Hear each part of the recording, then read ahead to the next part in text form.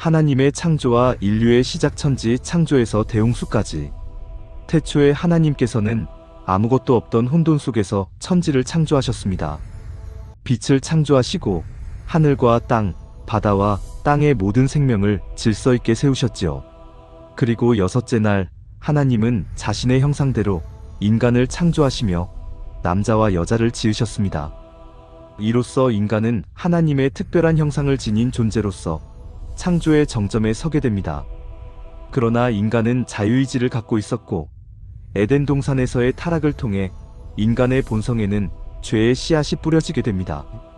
선악과를 먹음으로써 인간은 하나님과의 관계를 단절하게 되고 그로 인해 에덴 동산에서 추방됩니다. 이 타락은 인류 역사 속에 끊임없이 이어지는 죄와 고통의 시작을 의미합니다. 시간이 흐르면서 인류는 점점 죄악이 깊어졌고 결국 하나님께서는 대홍수를 통해 세상을 정화하시기로 결정하십니다.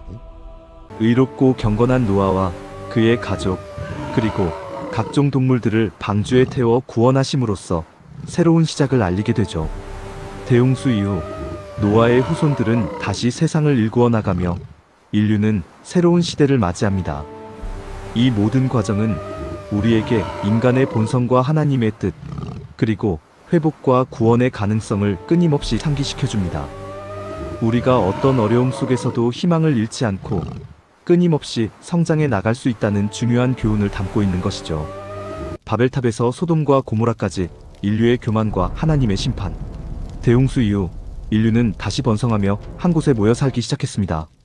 그러나 인간은 점점 교만해져 하늘에 닿으려는 바벨탑을 쌓게 되죠. 이 교만한 시도에 하나님께서는 언어를 혼잡하게 하시고 인류를 흩으셔서 서로 다른 민족으로 나누셨습니다. 이로써 인간의 교만과 하나님의 주권을 다시 한번 깨닫게 하신 것이죠. 그 후 하나님은 아브라함을 부르시며 새로운 언약을 맺으십니다.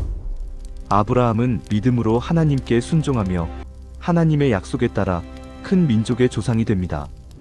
아브라함의 믿음은 이후 이스라엘 민족의 시작을 알리는 중요한 사건이 되죠. 한편 아브라함의 조카 롯이 거주하던 소돔과 고모라는 그 악행으로 인해 하나님의 심판을 받게 됩니다. 하나님은 의로운 사람을 구원하시기 위해 롯과 그의 가족을 구해내시지만 결국 소돔과 고모라는 불로 멸망하게 됩니다.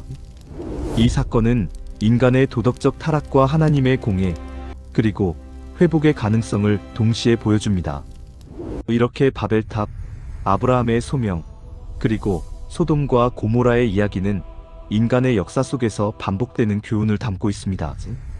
인간의 교만과 타락 속에서도 하나님의 뜻과 회복의 가능성을 잊지 않는 것이 중요하다는 것을 우리에게 상기시켜줍니다. 하나님은 언제나 선한 계획을 이루십니다. 그럼 다음 편에서 만나요. 좋아요, 구독 잊지 마세요.